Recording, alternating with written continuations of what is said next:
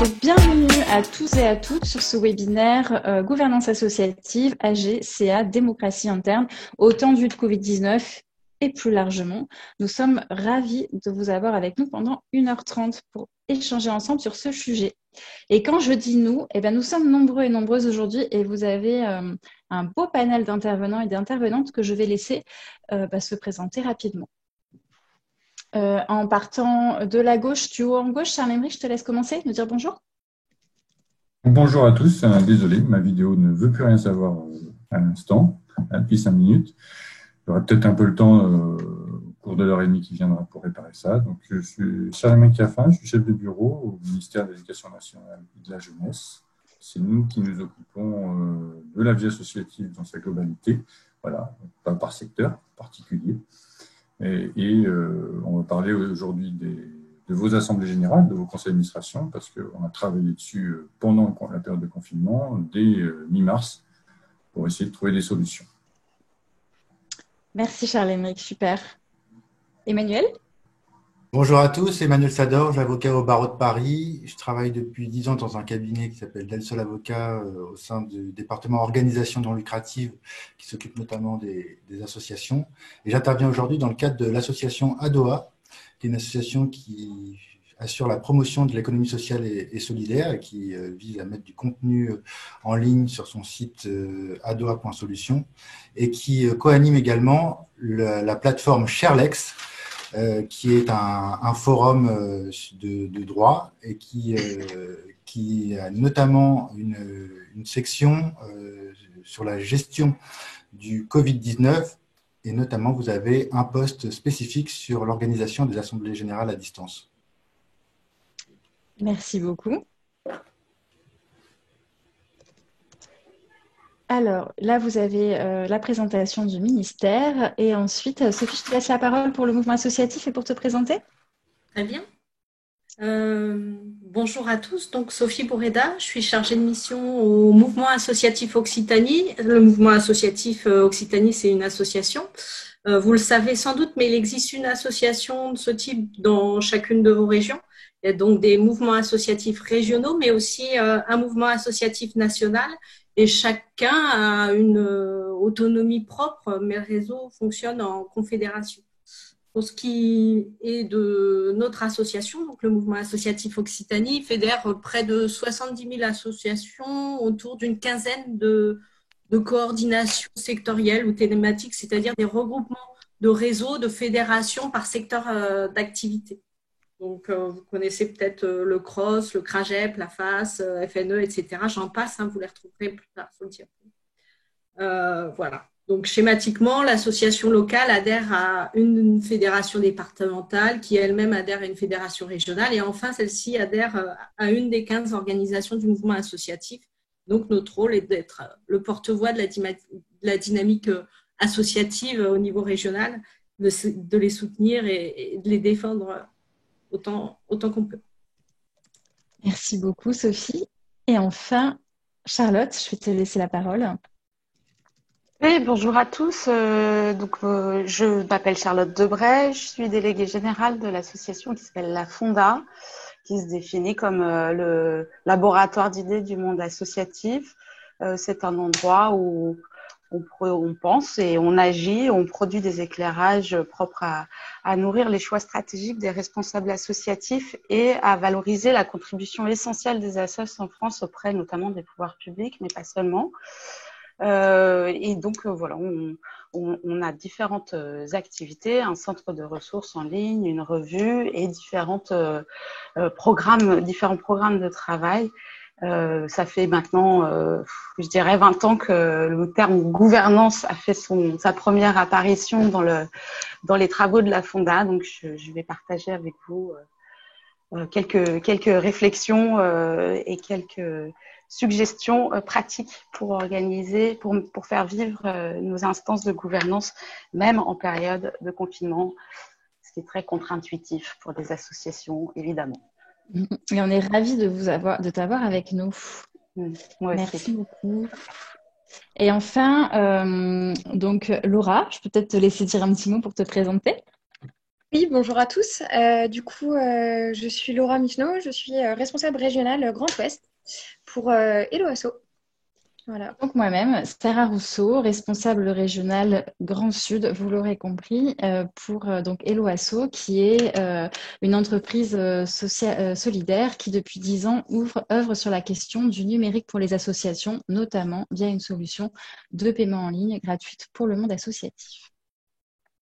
Et rapidement, je vous laisserai les découvrir, on vous enverra la présentation. On vous propose toujours en ces temps un peu particuliers de continuer à agir ensemble au travers de 2 initiatives, notamment le groupe des associations sur Facebook qui permet à plus de 1000 associations d'échanger au quotidien ensemble sur ce qu'elles vivent, et le programme Point d'appui au numérique associatif qu'on coporte d'ailleurs avec la Fonda. Je suis ravie que Charlotte soit là, le mouvement associatif, Sophie est avec nous, et la JEBVA, dont Charles Emmerich est représentant, qui vise à faire monter en compétence plutôt les acteurs de l'accompagnement, donc vos interlocuteurs, sur le sujet du numérique. Et on a pu proposer de mettre en avant, dans ce contexte particulier, des projets de solidarité qui répondaient à l'urgence du Covid. Et là, aujourd'hui, c'est dans ce cadre un peu général qu'on se proposait d'aborder avec vous la question de la gouvernance associative au temps du Covid. L'objectif pour nous, c'est de vous aider à faire le point sur les enjeux de gouvernance associative de manière plus générale d'ailleurs, au-delà de l'urgence, pour prendre un peu de hauteur, d'être au clair sur les aspects légaux de ces histoires-là, CAG à distance notamment, de savoir comment vous allez pouvoir organiser votre CA ou votre AG la semaine prochaine, pour ceux qui en parlaient, dans ce contexte très particulier. Et si c'était le cas et si nécessaire, quels outils numériques vous pourrez utiliser. Sans plus attendre, je vous propose qu'on rentre dans le vif du sujet et je vais laisser la parole à Sophie et Charlotte pour nous parler de la gouvernance associative. Merci Sarah. Donc, ravie effectivement de pouvoir introduire ce webinaire parce que la gouvernance, ça fait partie des préoccupations majeures évidemment du mouvement associatif. Le sujet de la gouvernance renvoie vraiment aux fondamentaux de l'association, à l'essence même de ce qu'est une association. Et comme vous le voyez sur la diapo, l'article 1 de la loi 1901 nous offre, je dirais, une définition toute trouvée de ce qu'est une association. Vous voyez, l'association et la convention indiquent finalement qu'elle relève du droit civil. C'est un contrat conclu entre les membres de l'association à travers les statuts. Et à la fin de cet article, on relève dans un but autre que de partager des bénéfices, ce qui signifie que l'association peut évidemment dégager des excédents. En revanche, on ne peut pas se les partager. Ils devront être réinjectés dans le projet, donc une mise en réserve impartageable des excédents. Ce qui induit, je ne vais pas vous bassiner avec la loi 1901, mais c'est vraiment ce qui induit vraiment que on est sur une gouvernance particulière puisqu'elle est dédiée, elle est au service du projet et elle permet de placer le projet d'intérêt général au-dessus de tout le reste et notamment au-dessus des intérêts particuliers.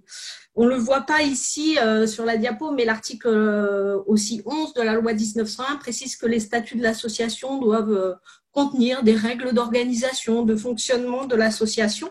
Mais au-delà de ces quelques commentaires, en fait, la loi 1901 est muette sur l'organisation et le détail de la façon dont on doit fonctionner dans l'association. Donc, elle est muette sur l'organisation de la gouvernance.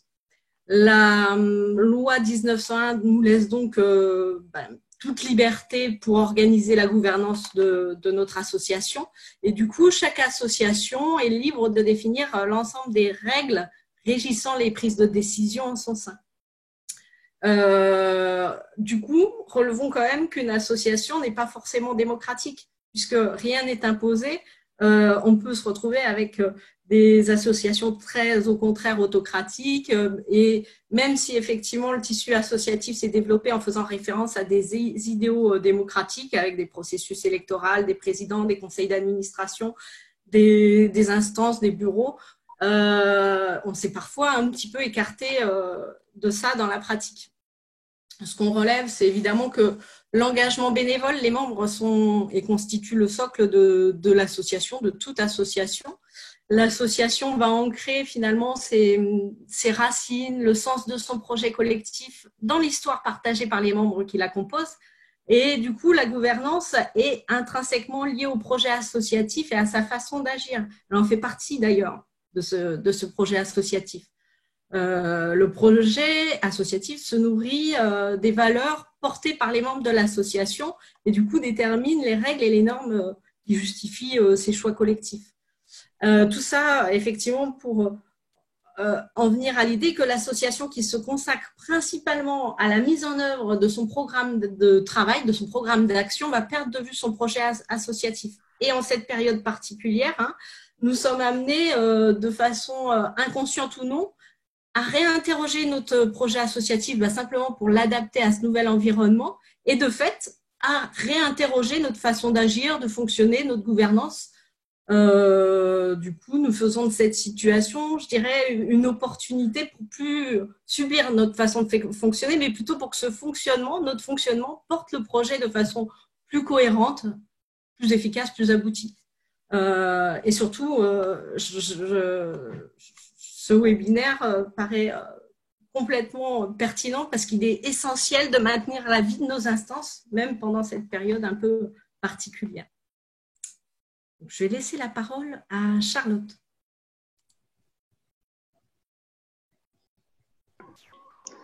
J'active mon micro, c'est mieux. Alors, est-ce que je suis sur la bonne slide, Charlotte? J'ai essayé de passer, mais je ne suis pas sûre de vous avoir aidé. Je pense que c'est surtout pas sur la bonne version du PowerPoint. Mais c'est pas grave. Tu peux passer à la slide sur la suivante. Donc effectivement, ouais, encore la suivante, s'il te plaît. Encore. C'est la version longue mais c'est pas du tout. Ouais. C'était plus haut en fait. On monte un tout petit peu encore. Ouais. Pour l'enquête de l'étude. Encore plus. Ouais. Ouais. Alors moi j'ai cette version-là, donc j'ai ça. Donc on en était là et tu descends une diapo. Voilà. Super. Pardon. Excusez-moi. Je voulais rebondir sur le propos de Sophie en disant que oui, les questions de gouvernance, la forme qu'on adopte est évidemment intrinsèquement liée aux valeurs et aux projets qu'on porte. Et c'est un contresens méthodologique d'ailleurs de penser le fonctionnement de nos espaces de gouvernance indépendamment du projet et des valeurs qui sont derrière. La question de gouvernance est aussi intimement liée à la question, aux transformations de l'engagement bénévole et du rapport de l'individu au collectif qui lui aussi se transforme beaucoup. Il faut rappeler que la motivation principale pour faire du bénévolat, c'est d'abord de nouer des liens sociaux. C'est ensuite d'avoir le sentiment d'être utile à une cause et donc de voir assez rapidement les effets de son engagement. Sinon, le risque, c'est la sanction, c'est de se désengager. Et puis, c'est accessoirement, dans un troisième plan, c'est aussi de développer des espaces d'initiative, de développer des compétences et des savoir-faire, de contribuer à l'épanouissement des personnes. Voilà les nouveaux ressorts de l'engagement aujourd'hui. Et c'est vrai que la quincaillerie institutionnelle dont nous héritons avec d'un modèle un peu vertical et descendant, avec un conseil d'administration, un bureau, des membres, etc.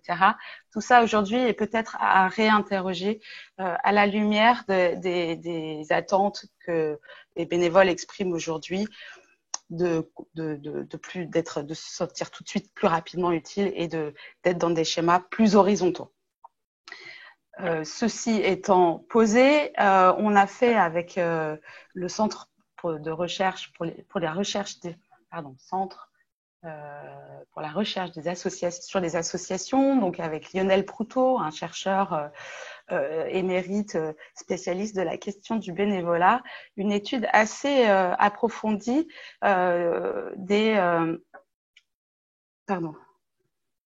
d'une étude assez approfondie du nombre de bénévoles et de leurs caractéristiques sociales, socio-professionnelles.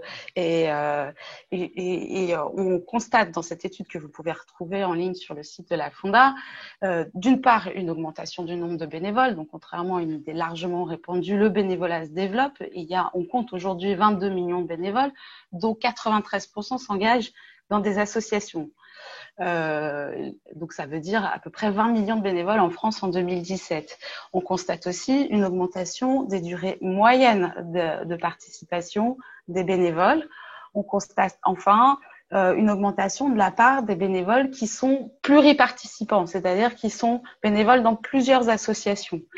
D'où une augmentation substantielle du volume de bénévolat en France, dans un contexte où le nombre d'associations a lui aussi progressé entre 2002 et 2017.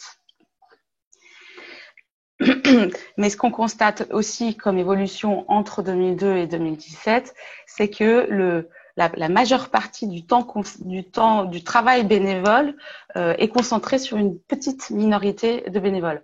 En gros, 80% des équivalents temps plein bénévoles qui ont pu être évalués sont portés par un tiers des bénévoles. Donc, si tu veux bien passer à la slide d'après, ce qui veut dire qu'en gros, alors attends. Pardon, hein, j'ai double écran et du coup je m'y perds.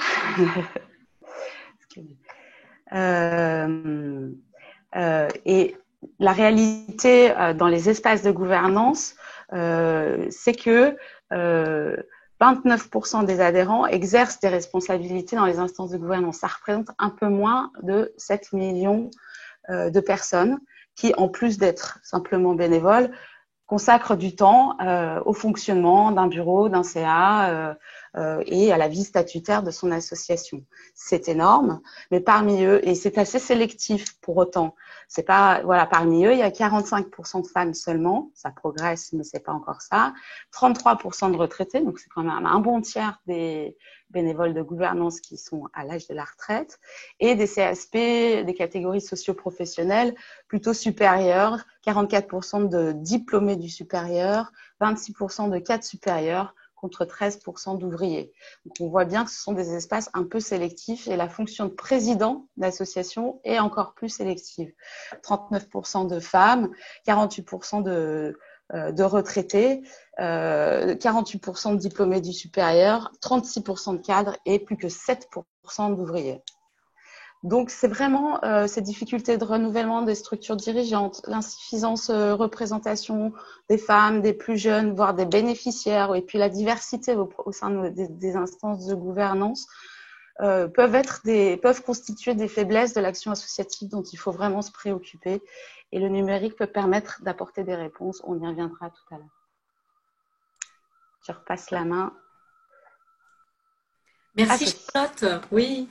Donc juste sur cette slide suivante, ça reprend vraiment les propos de Charlotte hein, sur le fait que, et donc l'étude sur le fait que nos modes de fonctionnement se révèlent souvent historiques. Hein. Pour autant, on sait que la gouvernance est la traduction de nos projets associatifs ou inversement, Charlotte l'a mieux dit. La question de la gouvernance n'est pas prioritaire parce que les associations doivent faire face à d'autres difficultés.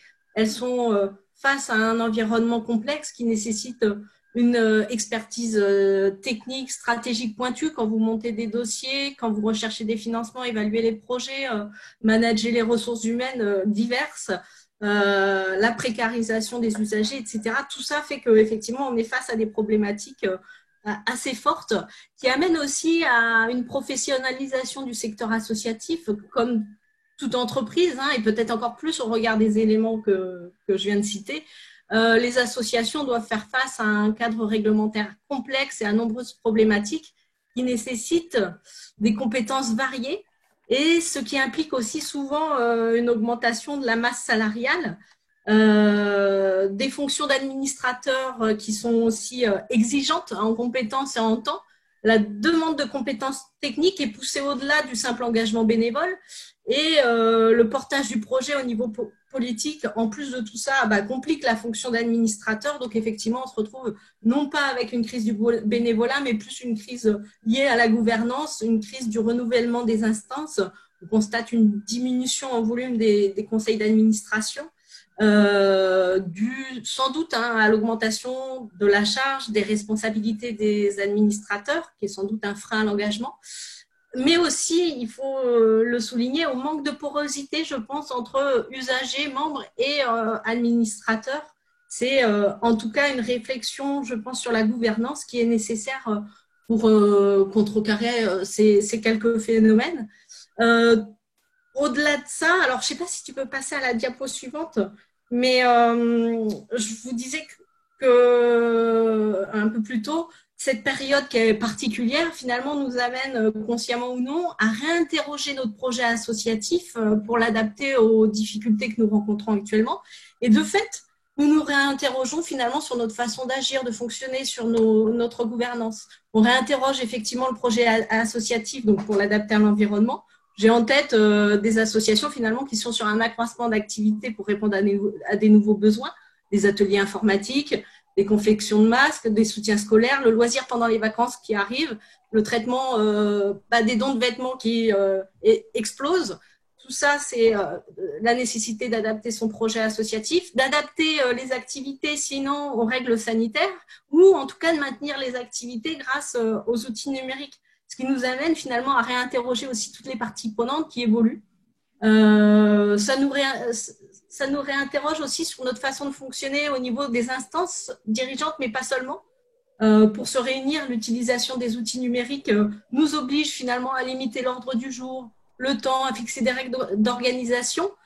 La situation nous incite aussi à, je le vois de plus en plus, d'associations qui créent des groupes, des commissions de travail, des cellules de crise en lien soit avec les adhérents, soit une cellule de crise sur le suivi de la gestion financière ou comment adapter mes activités. Et ces commissions sont ouvertes parfois au-delà des administrateurs, aux usagers, aux bénévoles non administrateurs, initiateurs d'une action, aux parents, aux partenaires institutionnels. Et du coup, on constate quand même beaucoup, alors c'est peut-être mon côté optimiste, hein, mais je constate quand même quelques effets positifs, en tout cas sur la gouvernance des associations, à travers l'optimisation des réunions, l'intégration des parties prenantes, la définition du rôle de chacun. Voilà, bon, on pourrait citer plein d'autres éléments, mais je m'arrête là parce que voilà, l'idée c'était vraiment de s'appesantir sur l'importance de la gouvernance. Et puis, je vais passer la parole à Charlotte pour qu'elle puisse revenir sur l'incidence du numérique sur la gouvernance. Oui, c'est peut-être le grand soir finalement pour le numérique et pour s'en emparer et fluidifier nos espaces de gouvernance.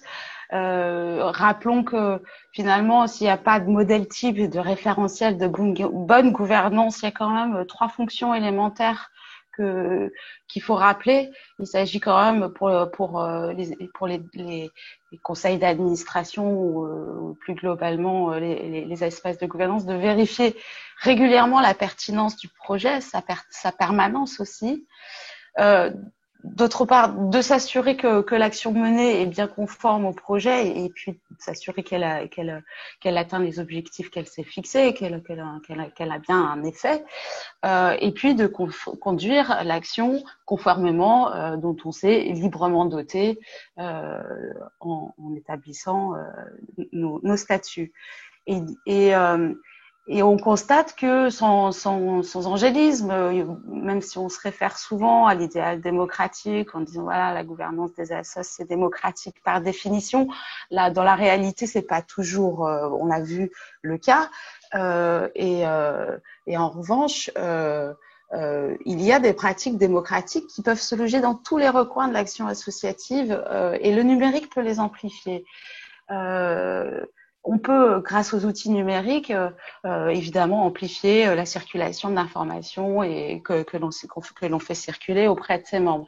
On peut aussi les consulter à distance avec des outils de sondage. On peut les inviter à collaborer à distance et à élaborer ensemble une note, un plan stratégique, j'en sais rien. Enfin voilà, on peut améliorer la collaboration à distance. On peut même utiliser l'outil numérique pour voter en ligne, pour délibérer et pour rendre compte. Donc, j'avais envie de finir sur une petite touche optimiste. Il faut, voilà, on n'a plus d'excuses avec les outils numériques pour ne pas se poser les questions essentielles de vérifier qu'on est toujours en phase avec notre projet et s'assurer au passage de l'égal accès des personnes à ces espaces de décision, de la qualité de la décision qui est des circuits de décision qui sont pris et de la circulation de l'information. Super, merci beaucoup sur plus d'excuses et je vous propose que de ce pas, on vous laissera découvrir l'enquête du LMA quand on vous enverra la présentation, mais on passe à comment concrètement, plus d'excuses, comment on peut y passer et je passe la parole à Emmanuel et Charles-Émeric. Merci beaucoup. Charles-Émeric, je te laisse faire l'introduction. Oui, bon, merci Emmanuel. Bonjour à tous, donc ma vidéo est revenue, ça y est. Coucou à tous, vous voyez enfin ma turbine. On le sait, alors si tu veux bien nous passer la slide d'après, on le sait tous pertinemment, hein, et le sondage du mouvement associatif, donc le premier sondage, puisqu'il y en a un nouveau qui vient d'être lancé ce matin, mais le premier sondage du mouvement associatif, pendant 3 premières semaines de confinement, ont bien montré, au vu de vos 16, voire 20 000 réponses, au total vous avez été 20 000 à répondre, que 12% d'entre vous avaient d'ores et déjà, en mars et début avril, un besoin d'accompagnement sur ce sujet-là. Parce que, on sait très bien, 3/4 des associations font leur assemblée générale entre mars et début juillet. Voilà. Donc, ce qu'on a fait à ce moment-là, c'est que très vite, le 25 mars, on a pris 2 ordonnances. On va en reparler un peu plus loin. 2 ordonnances, l'une sur les assemblées générales, voilà, et les réunions du conseil d'administration, et l'autre aussi sur les comptes annuels, puisque l'assemblée générale, on parle ici d'assemblée générale ordinaire, annuelle, c'est celle où on approuve les comptes, ou le conseil d'administration, ou l'organe de direction, peu importe comme vous l'appelez, le bureau ou un autre, ou le directoire, revient devant l'assemblée générale pour montrer les comptes, les faire approuver et budgéter l'année suivante. Mais avant qu'on arrive sur ces 2 ordonnances et sur ces régimes dérogatoires, en fait, on a créé de toutes pièces. Je vais passer la parole à Emmanuel, à Maître Sadorge, parce que il faut planter le décor. Pour planter le décor du droit commun et puis des différentes modalités qui existent. Emmanuel ? C'est parti. Voilà, pour le droit commun. L'intérêt du droit commun, c'est qu'on va bientôt sortir de la période dérogatoire exceptionnelle du Covid. Et donc, c'est important quand même que tout le monde ait en tête quelles sont les règles qui s'appliquent habituellement aux associations. On peut passer à la slide suivante pour d'abord définir les termes qu'on va utiliser sur les alternatives aux réunions physiques habituelles que vous tenez en assemblée générale dans une grande salle ou pas, et pour qu'on soit bien clair des termes qu'on utilise. Souvent, le terme qui revient le plus souvent en ce moment, c'est le terme de visio, de conférence téléphonique, visio, c'est aussi le synonyme pour conférence audiovisuelle, qui consiste en fait à avoir bien une réunion où il y a des débats oraux, où les membres sont en capacité d'intervenir à l'oral, mais par contre, par des moyens de télécommunication à distance. Donc, concrètement, c'est exactement ce qu'on est en train de faire en ce moment avec Zoom, mais ça peut aussi être le cas sur des plateformes téléphoniques où plusieurs personnes se connectent par téléphone.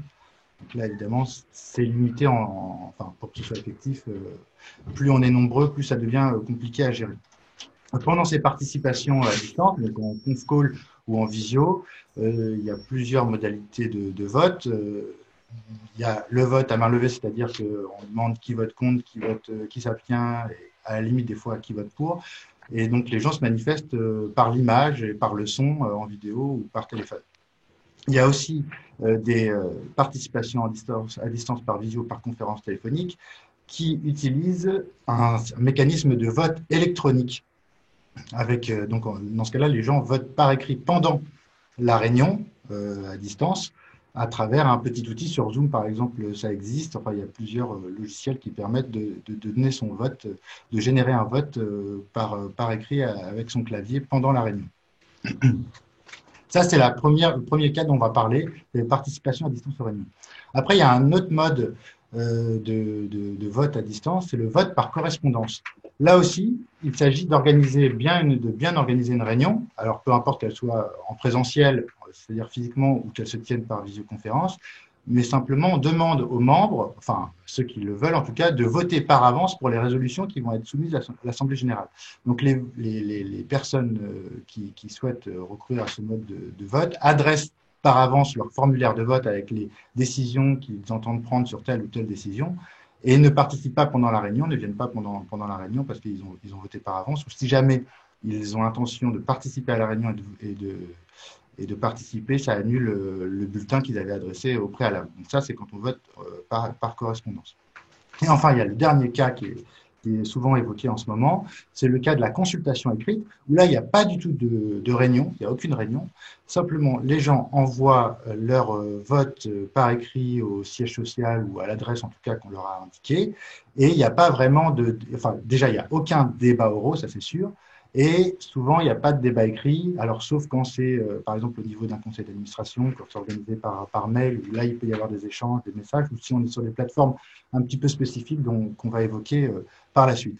Mais voilà déjà 3 termes qu'il faut un peu garder en tête, sachant qu'ils ont comme point commun, quand on est sur une participation à distance avec un vote électronique, quand on est par un vote par correspondance ou quand on est par une consultation écrite, d'impliquer des votes par écrit, ce qui déroge au principe justement de droit commun qu'on va voir, c'est le slide juste après.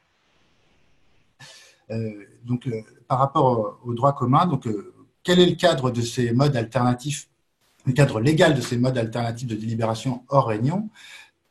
Pour les associations, c'est les statuts. C'est tout. Il n'y a aucune autre, enfin, en principe, hein, il y a absolument rien qui est dit dans les textes. Et en fait, chaque association est libre de définir dans ses règles de fonctionnement statutaires si oui ou non elle entend recourir au vote par correspondance, à la visio, à la conférence téléphonique ou même à la consultation écrite pour ses assemblées générales et ses conseils d'administration et autres organes d'administration, comité exécutif, conseil de direction. Enfin, après, il n'y a que l'imagination qui peut vous stopper vu que la liberté statutaire est totale en matière d'organisation et de fonctionnement des associations. Sauf pour certains types d'associations un petit peu plus encadrées par la loi ou par le gouvernement. Je pense notamment aux associations reconnues d'utilité publique, je pense à certaines associations agréées, par exemple l'agrément jeunesse et l'éducation populaire, où là, on peut avoir des exigences de fonctionnement très démocratique qui va paraître incompatible pour l'autorité administrative avec, par exemple, une consultation écrite d'Assemblée générale. On a également certaines associations, des associations familiales qui, dans le Code de l'action sociale et des familles, ont des règles très strictes en matière de vote électronique. Et pareil, en matière de vote électronique, on va retrouver un exemple dans le Code de la santé publique pour les unions régionales de professionnels de santé. La condition de validité essentielle pour mettre en place une conférence téléphonique, une conférence audiovisuelle, donc une visio, un vote par correspondance, une consultation écrite ou un vote électronique pendant la réunion, par exemple en visio, c'est que ce soit prévu par les statuts. Hors Covid, si vous n'avez pas ça dans vos statuts, en organisant une assemblée générale ou un conseil d'administration sous cette forme, vous risquez un contentieux et une annulation des délibérations par un juge. Donc, c'est un principe de validité essentiel des modes alternatifs. Il y a de la jurisprudence qui a déjà annulé des délibérations qui ont été prises en dehors du cadre statutaire. Donc ça, c'est le cadre général qu'il faut bien avoir en tête. Maintenant, en période de Covid, qu'est-ce qu'on fait, comment on fait? Donc déjà, on exclut le cas où c'est prévu par les statuts, parce que comme on vient de le voir, si c'est prévu par les statuts, il n'y a aucun problème, Covid ou pas Covid. Si les modes alternatifs aux réunions physiques sont prévus dans vos statuts, vous pouvez très bien le faire. Donc la première chose que vous devez regarder, c'est vos statuts. Est-ce qu'il est prévu dedans une consultation écrite, la réunion par visio et autres votes par correspondance?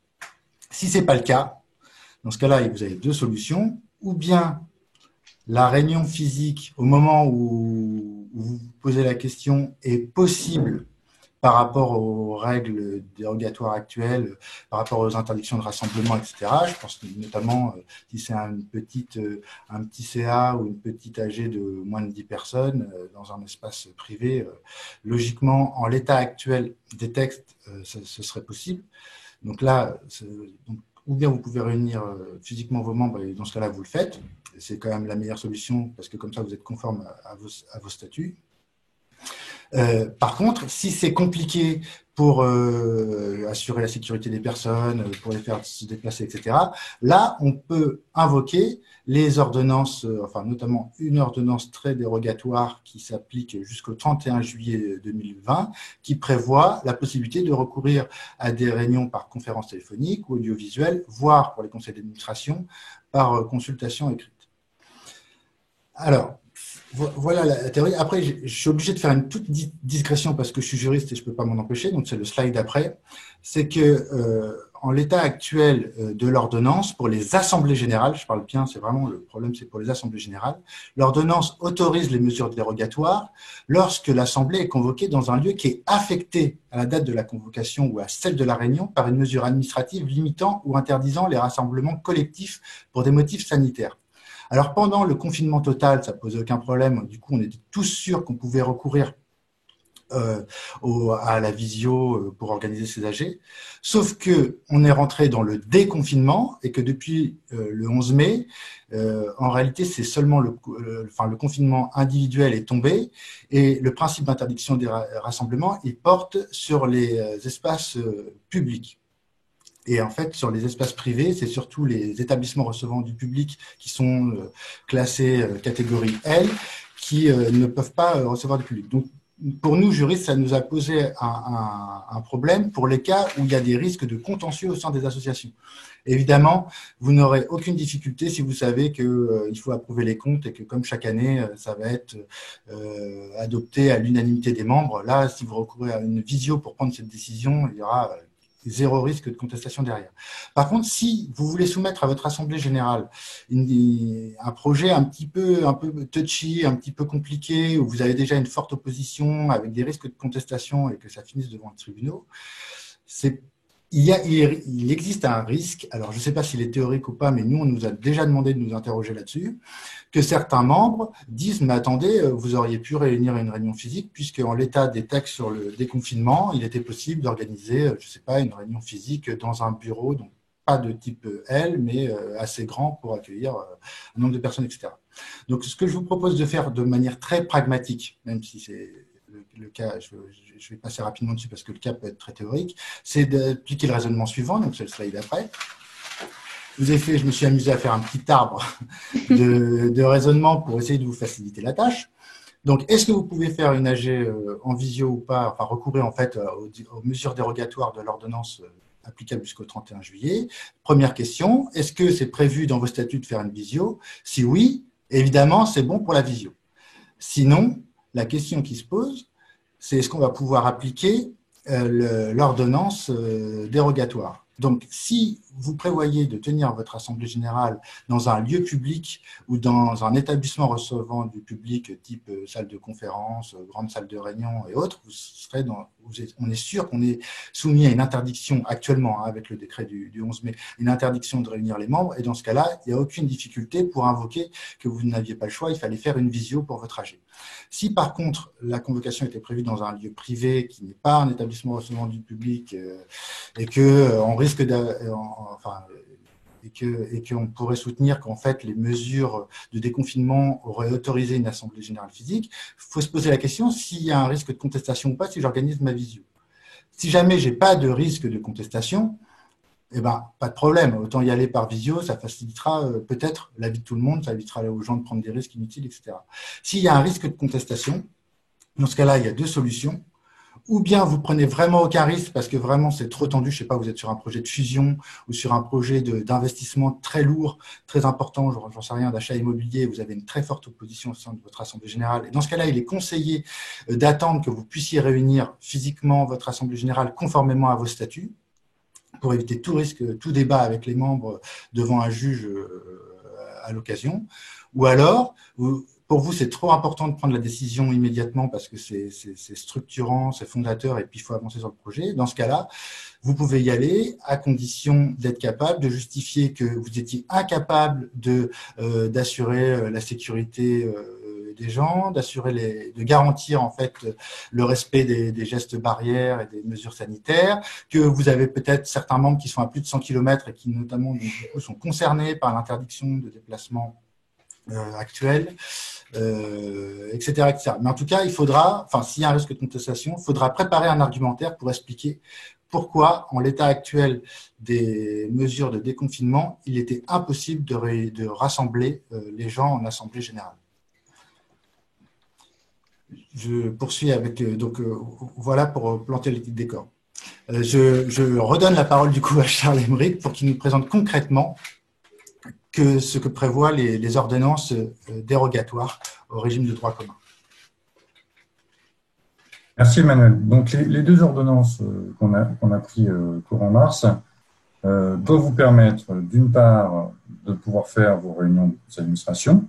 Ce n'est pas l'objet immédiatement de ce webinaire, mais sachez-le quand même, c'est bien prévu dedans, et aussi ces assemblées générales.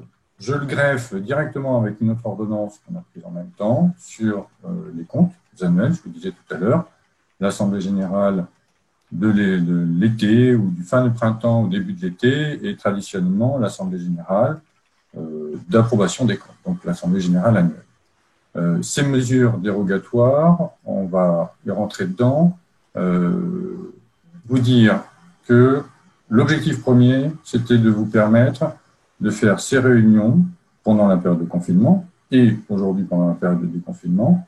Quand vous ne pouvez pas, donc, comme l'a dit Emmanuel Sadorge, vous réunir physiquement dans un lieu privé à un tout petit nombre, donc, dans ces cas-là, vous n'avez pas tellement le choix, il faut le faire à distance. Le faire à distance, ça voulait dire le faire de deux manières à l'origine, soit par des consultations écrites.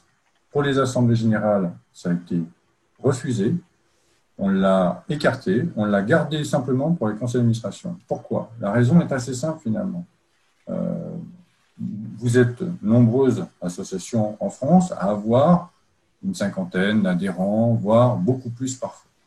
Au-dessus de 50 adhérents, faire des consultations écrites avec un réel débat d'idées au moment de l'Assemblée générale, qui est finalement la seule assemblée de l'année, nous paraissait trop compliqué.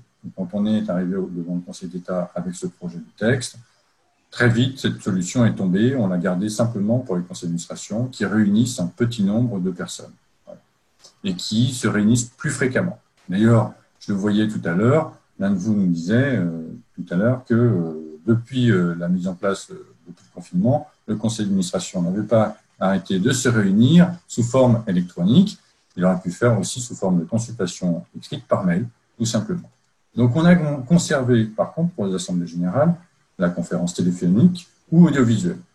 L'objectif de ce mode d'organisation est de vous permettre de pouvoir identifier chacun des participants, lui permettre de débattre et lui permettre de voter. Donc, ça veut dire que derrière, on l'a indiqué dans cette slide bleutée, juste en dessous, si tu veux bien passer à la slide d'après. Voilà, vous avez trois grands cas avec des petits positifs ou des croix barrant le système pour l'Assemblée générale ou pour le conseil d'administration. L'ordonnance vous permet de tout faire pour un conseil d'administration. Par contre, pour une Assemblée générale, si vous la faites à distance, seule la conférence téléphonique ou audiovisuelle, en réalité, est possible. Voilà. Alors, il pourrait y avoir éventuellement quelques subtilités qu'Emmanuel évoquera plus tard, notamment dans le cadre du vote par correspondance, parce qu'un vote par correspondance, on donne, donc un vote par procuration, on donne mandat, un certain nombre de membres donnent mandat à un autre membre de voter à leur place, soit sans préciser le contenu du mandat, soit en précisant, permettent de surfer sur des chemins parallèles qui peuvent permettre de faire quelque chose de temps en temps. Emmanuel y reviendra tout à l'heure, ne vous inquiétez pas. Voilà. Mais voilà, c'était l'objectif de ces ordonnances, eh bien, de permettre ça de façon dérogatoire. Pourquoi je dis dérogatoire? Parce que même si vos statuts ne l'ont pas prévu, vous pouvez le faire. Il suffit que le conseil d'administration le décide de passer par cette ordonnance, et même si vous avez une clause statutaire qui ne dit rien, ou une clause statutaire, contraire, vous pouvez néanmoins le faire. Voilà. C'est pour ça qu'on appelle ces dispositifs complètement dérogatoires. Alors, je vous disais, ce dispositif d'assemblée générale est dérogatoire, il se cumule avec, sur la slide d'après, s'il te plaît Sarah, sur le délai d'approbation des comptes. Dans une autre ordonnance de la même date, nous avons donc repoussé le délai d'approbation des comptes. Donc, pour faire votre assemblée générale de façon dérogatoire avec le dispositif exceptionnel, vous pouvez le faire jusqu'au 31 juillet. Et de toute façon, on a, pour aller un petit peu plus loin, dérogé à la procédure d'approbation des comptes, pour lesquelles certaines associations sont soumises. Emmanuel le disait tout à l'heure dans le chat, toutes les associations, je vous rappelle, ne sont pas soumises à forcément cette approbation formalisée dans les 6 mois. C'est une règle assez commune que tout le monde se donne pour que l'ensemble des membres puissent décider aussi de la poursuite des activités et de l'axe stratégique de l'association. Donc, quand vous avez une obligation d'approuver les comptes dans les 6 mois de la clôture, on l'a repoussé de 3 mois, voilà, pour que vous ayez, grosso modo, en réalité aujourd'hui, jusqu'au 30 septembre, si vous aviez clos vos comptes au 31 décembre 2019.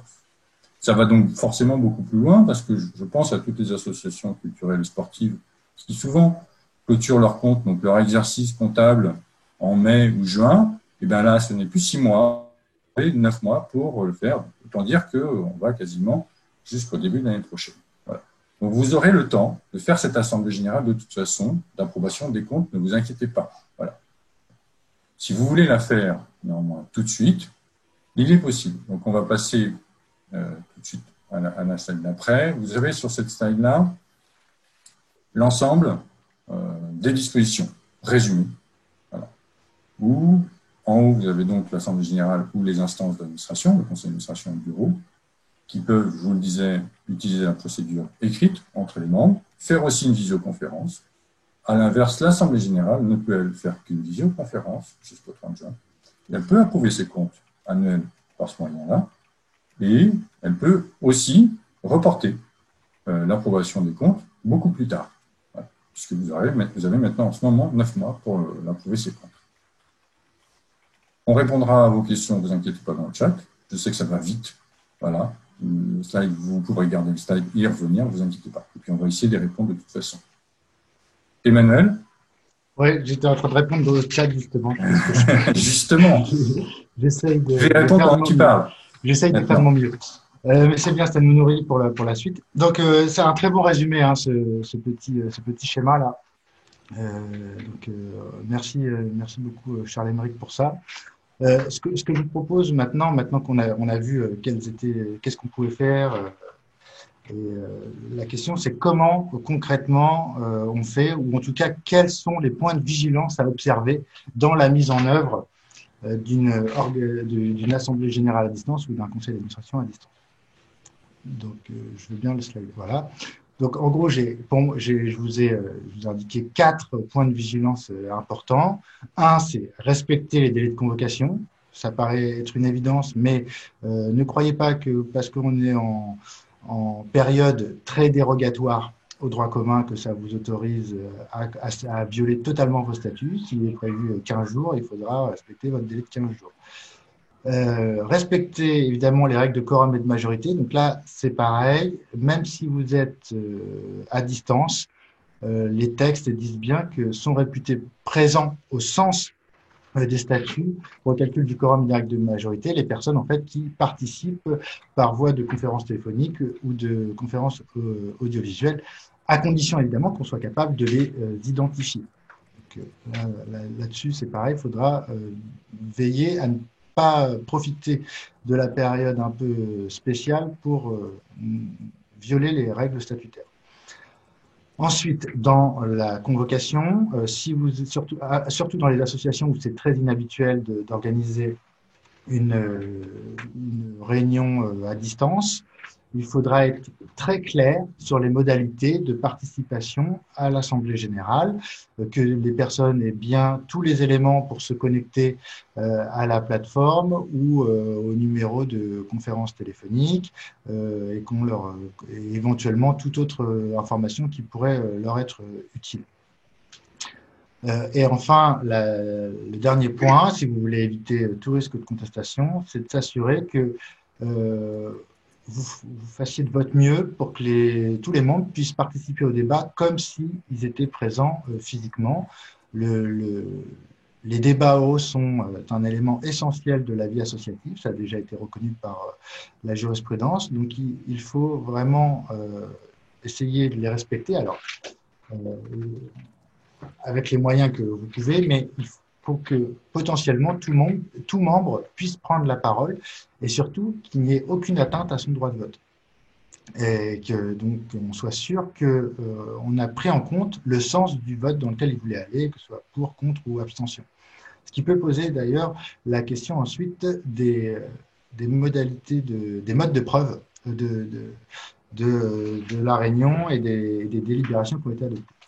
Parce que d'une manière générale, il faut garder à l'esprit que ce soit pendant la période du Covid ou hors période de Covid, lorsque les statuts autorisent les moyens de télécommunication pour voter ou pour faire des réunions à distance, il faut être en mesure de répondre à différentes questions, notamment comment est-ce qu'on fait pour prouver la participation à distance de membres qui ne sont pas là pour signer une feuille de présence, par exemple. Donc là, en ce moment, en fonction de la taille des associations, dans les toutes petites, par exemple, c'est le président qui certifie qui participe. Et dans d'autres, il y a le président qui certifie et puis il est prévu qu'à la première occasion, le procès-verbal sera signé par les différents participants. Enfin, à vous d'essayer de trouver une solution adaptée à la taille de votre association. Évidemment, si vous avez 200 membres, c'est beaucoup plus compliqué, mais de toute façon, 200 membres, ce sera beaucoup plus compliqué de manière générale pour organiser une conférence téléphonique. On va voir ça juste après. Après, il y a la question de l'authentification des membres qui participent à une consultation électronique.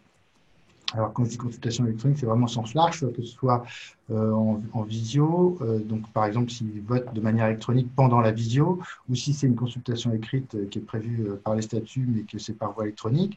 Comment vous prouvez que c'est bien les membres qui ont voté et que c'est bien l'expression de ce qu'ils voulaient. Donc là, c'est pareil, il y a de multiples solutions en fonction de votre taille et j'ai envie de dire, du degré de risque que vous prenez sur la contestation.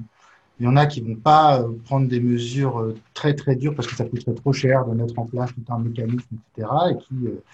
Et qui se contentent du résultat de l'outil Zoom en partant du principe que que seuls les membres ayant droit de vote sont connectés, par exemple. Enfin, ça c'est à chacun de s'adapter, mais simplement, il faut avoir ça à l'esprit si vous organisez ce type d'assemblée générale.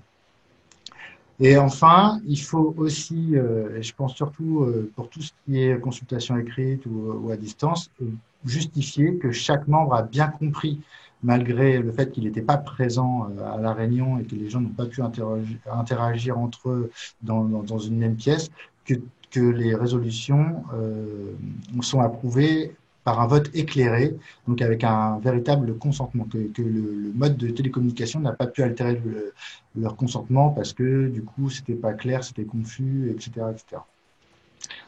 Donc pour les petites associations, ce qu'on voit, quand je dis petite, c'est vraiment très petite, hein, c'est quelques dizaines de membres. Il n'y a pas trop de difficultés puisqu'en fait, pour authentifier les gens, il suffit de lister les gens et que chacun se présente, etc. Là, pareil, si par exemple, on utilise un outil collaboratif en ligne où tout le monde donne son vote sur un document partagé, ça sera très facile de voir s'il y a eu de la fraude ou pas. Là où ça devient plus compliqué, c'est pour les grandes associations. Donc, notamment dans le cadre de l'organisation d'assemblées générales à distance avec des centaines, voire des milliers de membres. Ça, c'est le slide d'après. Dans ce contexte-là, les associations ne pourront pas faire l'économie, à mon avis, de passer par un prestataire spécialisé, parce que ce type de réunion est très compliqué à organiser. D'abord, vous avez des multiconnexions à gérer en même temps et vous avez tout un processus d'authentification, parce que si vous avez 300 membres, il faut être sûr qu'ils ont tous le droit de vote, qu'ils sont tous à jour de leur cotisation.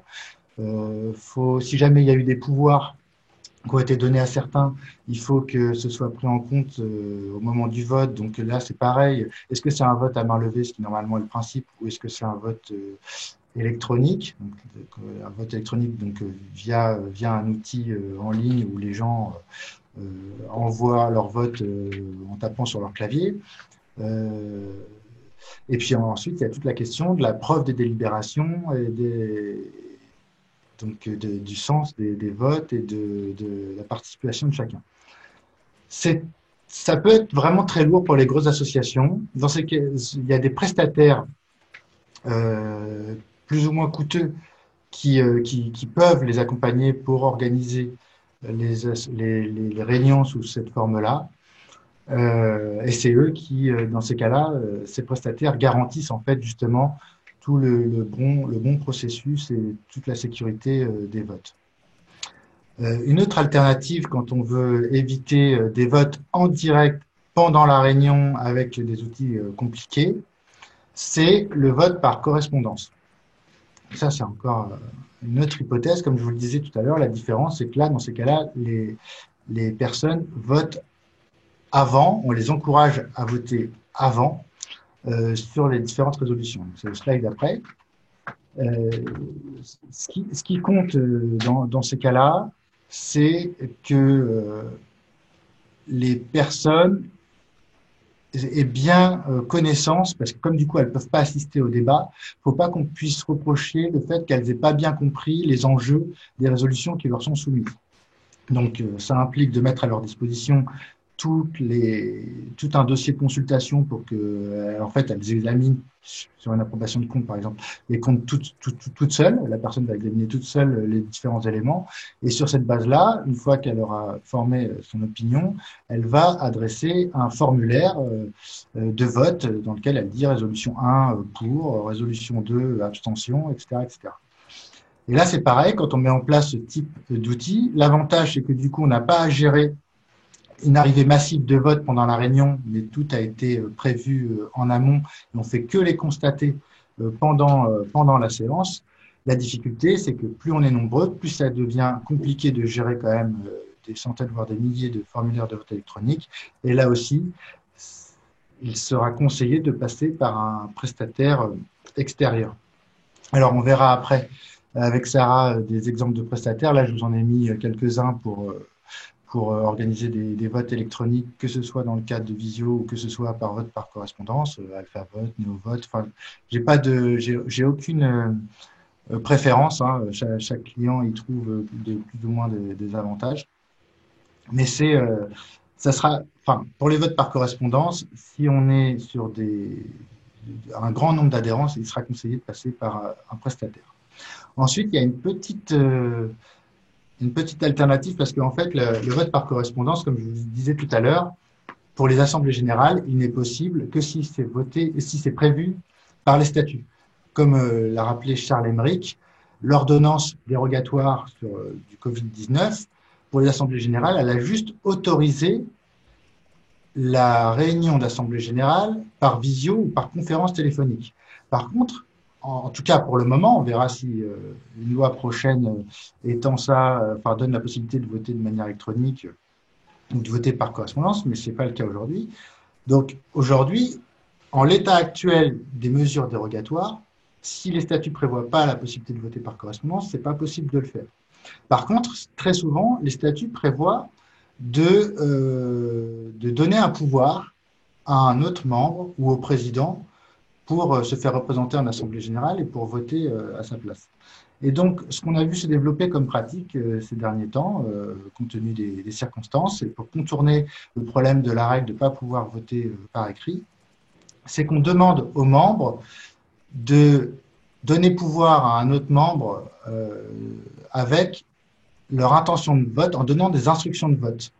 C'est-à-dire que finalement, le formulaire de vote par procuration, où d'habitude il y a écrit je sous-signer machin donne pouvoir à monsieur X pour voter à l'Assemblée générale au nom et pour mon compte, bah là, on complète le modèle type en disant je sous-signer machin donne pouvoir à monsieur X pour voter à l'Assemblée générale dans le sens suivant. Résolution 1 pour, contre, abstention, résolution 2 pour, contre, abstention, etc.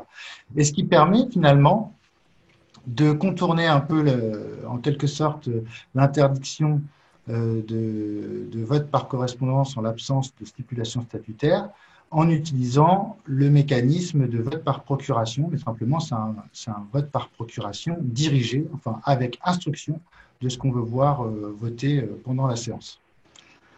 Voilà, ça c'était une petite parenthèse. Et enfin, sur le dernier mode, sur les modes de consultation exclusivement écrite, alors, comme je vous le disais en préambule tout à l'heure, c'est extrêmement dérogatoire au principe de débat oraux dans les associations, mais de plus en plus, on a quand même des associations qui le prévoient dans leur statut et personne ne peut nous l'interdire, sauf évidemment dans les associations réglementées type associations reconnues d'utilité publique, associations agréées, certaines associations subventionnées et autres. Mais sinon, pour toutes les autres, elles sont vraiment très libres de prévoir la consultation écrite. Simplement, il faut là aussi prendre certaines précautions pour pouvoir justifier en permanence que les membres ont voté en toute connaissance de cause, en ayant eu suffisamment d'éléments, malgré l'absence de débat oraux. Donc, c'est un peu comme pour le vote par correspondance où on a voté en avance sur la base d'un dossier. Là, c'est pareil. Il faudra que les membres aient pu prendre connaissance de l'ensemble des pièces du dossier ou de l'ensemble des informations qui sont importantes à leur décision. Dans les petites, enfin, pour le vote par consultation écrite qui est possible d'ailleurs en ce moment pour les CA, c'est interdit pour les AG, mais c'est possible pour les CA même si c'est pas prévu par les statuts. Il peut se faire par mail, à condition bien sûr que derrière on puisse organiser la preuve, les moyens de preuve du sens des délibérations. Il faudra à un moment donné garder dans ses archives tous les mails qui ont été échangés et le vote de chacun. Il est également possible, si on veut que ce soit plus fluide ou mieux organisé, plutôt que de faire des mails qui risquent de partir dans tous les sens, d'utiliser certaines plateformes. Je pense à la plateforme Lumio, qui favorise la technique de la gestion par consentement mutuel, donc c'est pas mal fait, et qui est utilisé par certains des clients, où en fait ça crée une sorte de forum où les gens discutent de chaque résolution. Certains disent en quoi ils sont radicalement opposés à la résolution, d'autres disent qu'ils n'aiment pas trop, mais ça passe. Enfin, je vous invite à aller jeter un coup d'œil si vous avez l'occasion, mais ça c'est aussi un mode de consultation écrite où pour le coup, là, il y a vraiment des débats, mais des débats qui sont écrits. Et en ce qui concerne le mode de preuve de ce type de décision, eh bien, comme dans n'importe quelle consultation écrite, il faudra établir un PV qui constate les résolutions qui ont été adoptées pendant la consultation écrite. Alors, généralement, le PV, il récapitule tout. Hein. Il dit, voilà, on a adressé une notification aux membres à telle date, ils avaient tel délai pour répondre. Alors, souvent, c'est un délai raisonnable d'une dizaine de jours, voire le délai statutaire habituel pour la convocation. Et à l'issue de cette période, voici quels ont été les votes. Et si, par exemple, les votes ont eu lieu par mail, on met en annexe les mails avec les réponses des gens. Si le mail, les résultats ont été générés sur la plateforme Lumio, on met le récapitulatif des résultats en annexe, etc., etc. En tout cas, il faudra que vous constituiez un dossier pour prouver qui a participé et quel a été le sens des votes. Voilà pour les principaux éléments sur les modes alternatifs. Dernière petite précision, c'est sur le cas très spécifique des vacances de poste d'administrateur, qui peut arriver en ce moment. On nous a plusieurs fois posé la question, mais qu'est-ce qu'on fait si les statuts prévoient qu'on doit être 12 administrateurs et qu'il y en a un qui a démissionné pendant le Covid et qu'il est impossible de le remplacer. Alors, il y a plusieurs cas de figure. À chaque fois, il faut être assez pragmatique. Hein. Vous me direz jamais, vous m'entendrez jamais dire c'est tout blanc ou c'est tout noir. À chaque fois, c'est une question d'appréciation du risque de contestation, du climat politique qu'il y a dans l'association, etc. Mais d'un point de vue juridique, le principe, c'est que si les statuts prévoient un nombre strict d'administrateurs, normalement, vous devez le respecter parce que sinon, il y a un risque de fonctionnement irrégulier et donc, du coup, d'annulation de délibération qui n'aurait pas été adoptée conformément. Donc, soit vous avez dans vos statuts un mécanisme de cooptation, ce qui est assez courant. Dans ce cas-là, c'est le CA qui coopte lui-même provisoirement un nouveau administrateur qui sera soumis à ratification de la prochaine Assemblée générale, ça serait courant. Et dans ce cas-là, comme il ne peut pas se réunir, si jamais il ne peut pas se réunir, il fait ça par consultation écrite ou par visio ou par conférence téléphonique, comme le prévoit l'ordonnance jusqu'au 31 juillet. Soit c'est très compliqué à organiser, dans ce cas-là, il n'y a pas de cooptation et il vous faudra assumer le risque. Si jamais la cooptation n'est pas prévue dans les statuts, il faut organiser une AG, et là c'est pareil. Soit vous pouvez le faire dans le cadre d'une visio, en utilisant l'ordonnance dérogatoire jusqu'au 31 juillet, soit c'est trop compliqué. Et dans ce cas-là, il faut attendre. Donc le meilleur conseil, c'est de ne pas prendre de décision pendant ce temps-là, parce que sinon il y aura un risque de contestation. Et sinon, une autre solution, mais qui est très théorique, ça serait d'aller en justice pour faire désigner un administrateur ad hoc pour gérer provisoirement l'association tant que les organes ne sont pas en conformité. Mais ça, c'est vraiment en cas d'extrême recours, sachant que les tribunaux actuellement sont quasi à l'arrêt. Donc, c'est pas très pragmatique comme solution. Voilà les principaux éléments de réponse. Merci beaucoup Emmanuel et merci beaucoup Charles-Aymeric pour cette grande clarté et tous ces détails. Laura, est-ce que tu es avec nous? Oui, je suis avec vous. J'imagine assez aisément qu'il n'y a pas de questions sur le chat. Alors, je suis d'une grande inutilité en termes de modératrice aujourd'hui, car les questions sont très, très techniques et heureusement, Charles-Aymeric, Emmanuel, Charlotte et Sophie y répondent. Beaucoup de questions sur des cas spécifiques, sur que ce soit le vote à correspondance, les possibilités de contournement, etc. Donc, j'ai l'impression en tout cas que toutes les questions à peu près ont trouvé des réponses. Que ce soit dans la présentation ou dans les retours de Charles-Aymeric et d'Emmanuel. Donc voilà, je pense qu'il n'y a pas beaucoup de choses à remonter sur des grandes généralités en fait. À chaque fois, c'est vraiment sur du spécifique et notamment beaucoup de questions sur les votes secrets ou pas, sur la possibilité de faire des élections partielles en avance. Enfin, voilà, pas mal de cas particuliers. Après, merci beaucoup Charles-Aymeric, je vois que tu as répondu à beaucoup de questions.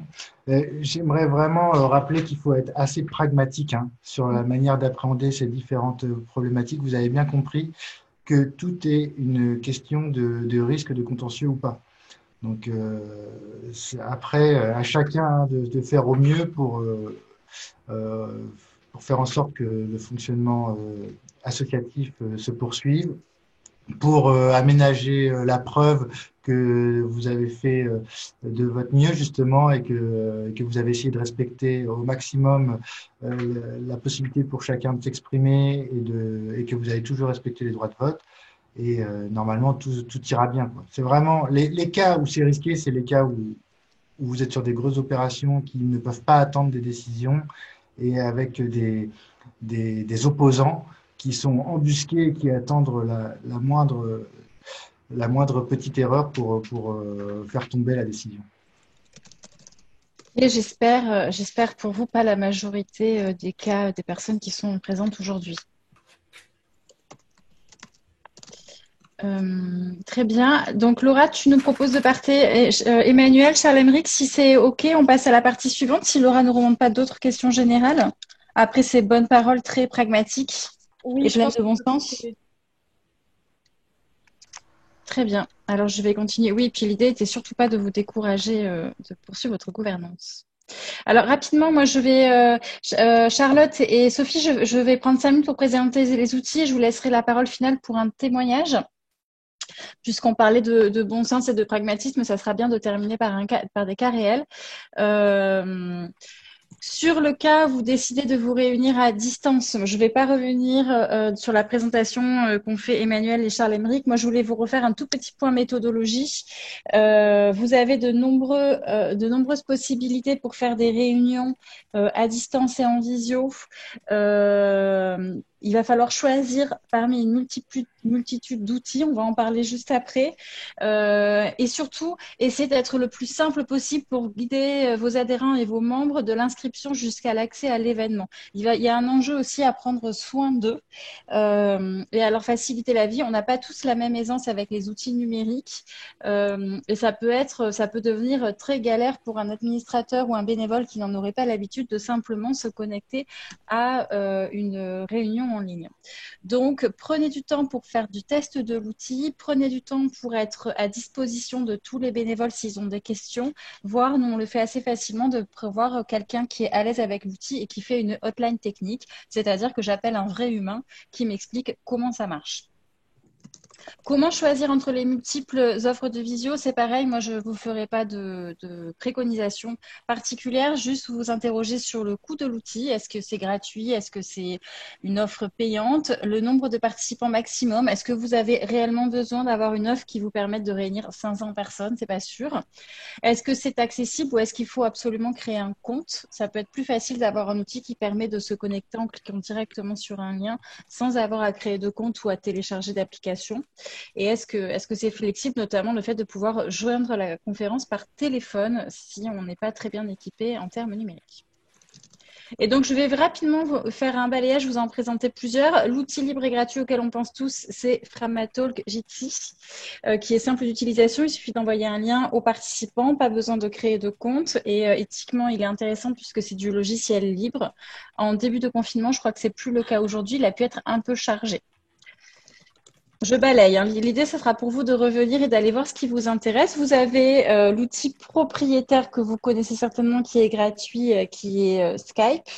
Le truc, c'est qu'il faut avoir créé un compte pour pouvoir l'utiliser, mais ensuite, vous pouvez vous appeler en vidéo, enregistrer les appels et il est plutôt simple d'utilisation.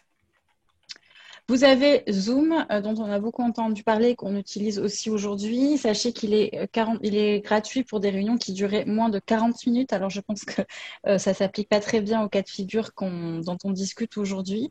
Sinon, vous avez des tarifs association possibles via Solidatech. Donc, n'hésitez pas à vous en rapprocher. Et je vous ne le présente pas plus. Vous avez vu toutes les fonctionnalités que nous avons utilisées aujourd'hui. Vous avez enfin Google Hangout qui est facile d'utilisation, qui permet aussi de partager un écran, mais qui ne nécessite pas de créer de compte, mais qui est un outil Google. Donc, si vous avez des oppositions à utiliser des outils venant des GAFAM, et ce qui peut être le cas dans votre association, il n'est pas à privilégier. Et vous pouvez utiliser aussi les lives des réseaux sociaux, Facebook Live, Instagram, là peut-être plutôt pour des réunions, mais ça peut permettre aussi de pouvoir faire du live facilement selon la tranche d'âge et l'équipement de vos bénéficiaires. Voilà, je vous en ai mis d'autres, Livestorm et GoToMeeting, qui sont aussi des très belles solutions de visio qui sont un peu plus coûteuses. Donc là, c'est pareil, ça dépend de la taille et de votre besoin technique. Allez explorer tout ça. Et vous avez la version Microsoft Teams qui peut permettre aussi de faire de la visio. Si vous pensez conseil d'administration, notamment en visio, ça peut être intéressant de faire aussi vos comptes rendus. Alors, que ça soit à distance, en ligne et même en présentiel, les amis, on peut faire des comptes rendus à distance en collaborant et en direct grâce à ce qu'on appelle les pads. Vous avez Framapad qui fonctionne très bien, qui est un logiciel qui est de nouveau une offre libre et qui vous permet à plusieurs mains de pouvoir taper un compte rendu en temps réel d'un échange de réunion. Vous avez aussi la version Google. Et enfin, rapidement, sur les votes en ligne, Charles-Emerick, Emmanuel, Charlotte et Sophie en ont déjà parlé. Vous pouvez utiliser notamment les outils de sondage proposés par les logiciels de visio. Tout simplement, si c'est sur. Et après, on vous laissera mesurer le degré de preuve. Donc, je ne reviens pas sur ce qu'Emmanuel nous disait. Vous pouvez aussi utiliser Framavox, qui est un peu comme Lumio, l'équivalent de pouvoir discuter, décider, faire entendre votre voix et délibérer ensemble sur des décisions. Et je vous ai remis au même endroit tous les outils spécialisés dont parlait Emmanuel. Donc là, on est sur un autre niveau d'équipement, beaucoup plus cher et beaucoup plus onéreux, mais pour le coup, beaucoup plus sûr, si vous en avez besoin. Donc, vous avez tous les outils au même endroit. Et voilà. Laura, est-ce qu'il y a des questions particulières sur cette partie très catalogue d'outils ? Alors, non, du coup, on y répond directement dans le chat. Juste peut-être une précision rapide. Vous recevrez bien la présentation en fin de journée. Le webinaire est enregistré, donc vous pourrez le revisionner et vous pouvez enregistrer le chat en bas à droite. Vous avez 3 petits points, vous cliquez dessus et vous faites enregistrer la conversation. Voilà. Je voulais juste rappeler ça comme il y a beaucoup de questions. Très bien. Et ça me permet de me rendre compte que je vous ai remis un petit outil qui s'appelle Klaxoon, qui peut être assez sympa pour animer des réunions et pour faire des votes. Et si c'est bon pour vous, je passe la parole pour la dernière partie de témoignage et pragmatique à Charlotte et Sophie, qui, je crois, vont pouvoir partager avec nous des expériences d'assemblée générale à distance, sous Covid. Sous Covid. Heureusement, non, personne n'était malade. Oui. Donc, on commence par l'AG de la Fonda, si tu veux bien me passer la slide qui va me servir de support de présentation. Oui, on a à la Fonda donc un peu plus de 200 membres et on est reconnu d'utilité publique. Et en écoutant Emmanuel et Charles-Emerick, je me suis dit qu'on n'était pas tout à fait dans les clous partout. Mais néanmoins, nous, on n'a pas attendu de pouvoir se voir pour pouvoir organiser cet AG. D'une part, parce que ça nous paraissait important de maintenir le lien. D'autre part, parce que les comptes approuvés, souvent, c'est la condition sine qua non pour ensuite déclencher des demandes de subvention ou versement de soldes de subvention de l'année précédente. Donc, il y avait des enjeux un peu économiques de maintenir dans les délais notre assemblée générale. Et en gros, c'est une assemblée générale évidemment un tout petit peu plus compliquée à organiser, mais finalement qui s'est tenue de manière assez conforme à ce qu'on fait d'habitude, sans la partie conviviale et débat plus léger. Donc on s'est vraiment concentré sur la partie très statutaire et en amont, comme le disait Sarah tout à l'heure, choisissez bien l'outil qui est conforme à vos besoins et à vos valeurs et à vos capacités financières. N'investissez pas si vous avez besoin d'être 10 en ligne. Il y a toutes sortes d'outils gratuits. Ne négligez pas, et c'est particulièrement vrai à la Fonda avec la démographie de notre assemblée générale, ne négligez pas le temps d'appropriation de ces outils. En amont, il est possible que vous puissiez rencontrer des gens réfractaires au numérique. Voilà, il va falloir prévoir un petit peu de temps avant l'AG et le jour J pour aider certaines personnes à se familiariser avec ces outils. Envoyez bien sûr bien en amont la convocation, l'ordre du jour en respectant les délais de convocation qui sont prévus par vos statuts et tous les documents qui vont être examinés. Laissez-leur au moins le temps prévu par vos statuts, voire un peu plus, puisque on va les commenter, mais du coup ça permettra aux gens de bien prendre connaissance des documents et de poser leurs questions. Précisez bien dans la convocation les modalités de participation, le lien pour participer, le lien pour voter, et préparez comme pour une AG normale, si c'est déjà le cas, un support d'animation à partager en ligne, exactement comme on le fait là, un PowerPoint ou Google, ce que vous voulez, mais en tout cas, un support d'animation qui permet aux gens qui entendent mal, au moins de pouvoir lire de quoi on parle, parce que on n'est jamais à l'abri évidemment de difficultés techniques qui font qu'on n'entend pas bien ou parce qu'on a des membres malentendants et ça peut arriver. Et ça, c'est valable que ce soit en ligne ou pas. Il faut bien penser à inclure les gens. Et puis il faut bien répartir en amont les prises de parole le jour J. Ça va être stratégique de pas avoir trop de latence, de pas avoir trop de temps. Le jour J, avant l'heure fixe, n'hésitez pas à vous connecter en amont pour pouvoir aider les personnes qui ont des problèmes techniques, comme pour ce webinaire, à proposer une hotline, bien poser les règles comme ça a été fait sur l'histoire des micros, de la caméra, etc. Et puis faites circuler la parole, même si là, sur les 200 membres, il y avait 51 participants lors de l'AG du 2 avril à la Fonda.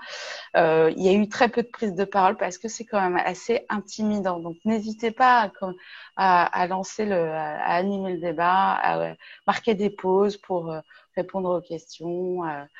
C'est pas parce qu'on est dans un contexte particulier qu'il faut négliger la qualité du débat et la circulation de la parole. Et puis, en aval, mais là encore, c'est comme dans une AG classique, leur adresser les documents validés, approuvés, et les remercier. C'est aussi une manière de les associer aux décisions. Donc, les documents approuvés, en général, pour une assemblée générale, Charles Emmerich le rappelait, c'est le rapport d'activité et les comptes globalement. Voilà pour l'exemple de la Fonda qui s'est organisée. On a fait ça sur Teams parce que nous, on a la suite Microsoft Office 365. Et c'est vrai que ça marche plutôt bien, mais ça nécessite un petit investissement. Ceci dit, il y a un truc via Solidatech, un programme de soutien aux associations avec des tarifs très, très, très accessibles pour les petites associations d'intérêt général. Merci beaucoup, Charlotte, pour ce témoignage. Est-ce que, Sophie, tu es OK pour prendre la suite et nous parler de celle du... Oui, avec plaisir. Donc, nous aussi, donc, on a fait notre assemblée générale le 11 mai, exactement. Comme le soulignait Charlotte, nous non plus, on n'était pas, je pense, tout à fait dans les clous, mais l'idée, c'était vraiment de pouvoir maintenir à tout prix la vie associative à travers la tenue de cette instance. Et il y a un vrai choix, en tout cas une vraie orientation donnée on maintient tant qu'on peut la distanciation qu'on appelle sociale, qui n'est pas tout à fait sociale, qui est plus géographique pour le coup. Voilà, pour essayer effectivement de faire prendre le moins de risques possible à tous. Alors effectivement, nous aussi, on est parti sur une convocation plutôt tout à fait classique, hors du jour, date. Par contre, évidemment, en gros, visioconférence avec le lien, voilà, ça s'est fait sur Zoom. Le lien Zoom, on a pris un abonnement payant pour avoir un petit peu plus de temps de parole et de participants possibles. On est dans un contexte un peu différent de la Fonda parce que, comme je vous le disais en introduction, le mouvement associatif, en fait, en Occitanie, il comptabilise 15 membres puisque c'est un système d'une arborescence, là aussi, de fédération, même si on représente beaucoup d'associations, on n'a que 15 membres qui sont les coordinations sectorielles. Et ces membres, en fait, ils sont représentés par 2 personnes physiques. Donc, à tout casser, on devait être 30-40 sur cette assemblée générale.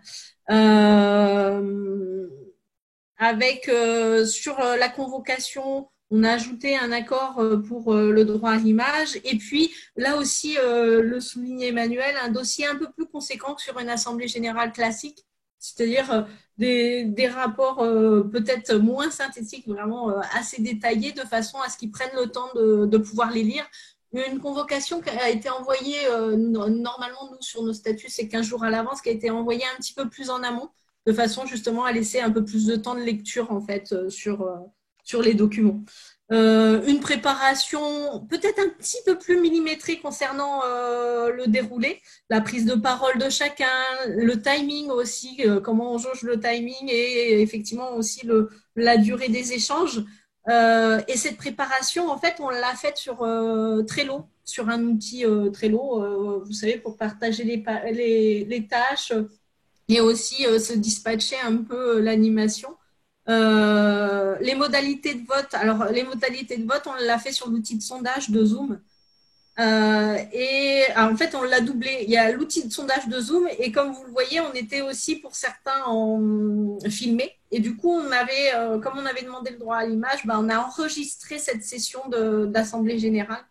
Donc, je ne sais pas si c'est tout à fait correct, mais en tout cas, ça nous permet d'avoir des votes qui sont corrélés avec le nombre de participants.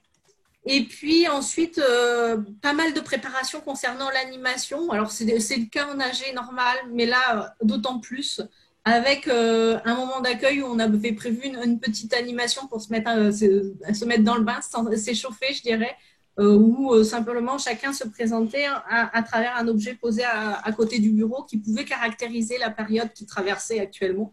Je sais pas, les écouteurs, le téléphone, un bouquin scolaire pour accompagner les enfants en parallèle de leur activité associative. Enfin voilà. Donc ça permettait voilà d'ouvrir un petit peu chaleureusement cette assemblée générale. Avant le rapport, après le rapport moral et avant le rapport d'activité, on avait fait un petit quiz de 6 questions sur chacune des actions portées par le mouvement associatif Occitanie,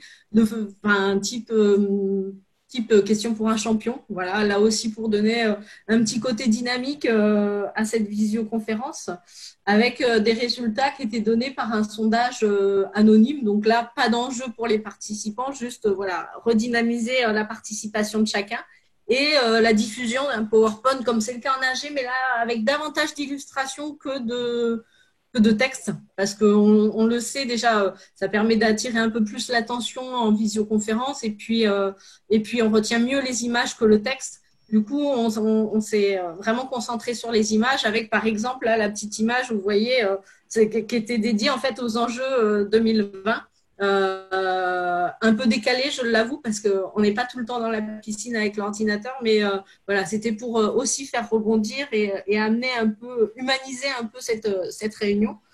Et effectivement, comme tu l'as dit, Charlotte, on a essayé de ne pas négliger les temps d'échange, avec essayer d'envisager en amont des questions qu'on pourrait, qui permettraient de relancer les débats.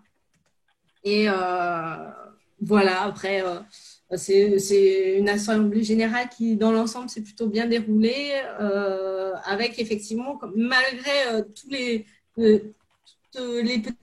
petits points d'animation qu'on a pu essayer de développer, peut-être un peu moins de débat que d'habitude. Donc voilà, bien continuer quand même, malgré tout, à porter son attention sur l'animation. Merci beaucoup. Pardon, Charlotte, tu voulais ajouter quelque chose? Oui, non, mais je confirme. Ne vous étonnez pas, il y aura moins de débats que d'habitude. C'est pas parce que c'est pas intéressant, mais c'est parce que c'est très intimidant pour certaines personnes. Tout à fait. Merci beaucoup, Sophie, Charlotte, pour ces témoignages de vos assemblées générales et de nous avoir expliqué comment elles se sont passées. L'heure et demie que nous avions prévu de consacrer ensemble est en train de toucher à sa fin. Je vois qu'il y a des déconnexions. J'ai envie de proposer à chacun de nos intervenants et intervenantes peut-être un petit mot de la fin pour encourager les associations qui nous ont suivis, avec lesquelles on peut repartir vers nos multiples AG et CA du mois de mai, juin et peut-être septembre. Charles-Aymeric, tu aurais un petit mot de la fin à donner aux associations? Oui, alors je ne sais pas si tout le monde me voit parce que moi je ne me vois même plus. Le petit mot de la fin, c'est vos statuts. C'est d'abord vos statuts qui font votre loi. Si vous êtes une toute petite association, on est en déconfinement, vous pouvez donc vous réunir dans un lieu privé, hors ce qu'on appelle un ERP. Voilà. Il n'y a pas de souci. Si par contre vous êtes une association plus grande, évidemment, là, vous êtes obligé en ce moment de passer encore par une visio.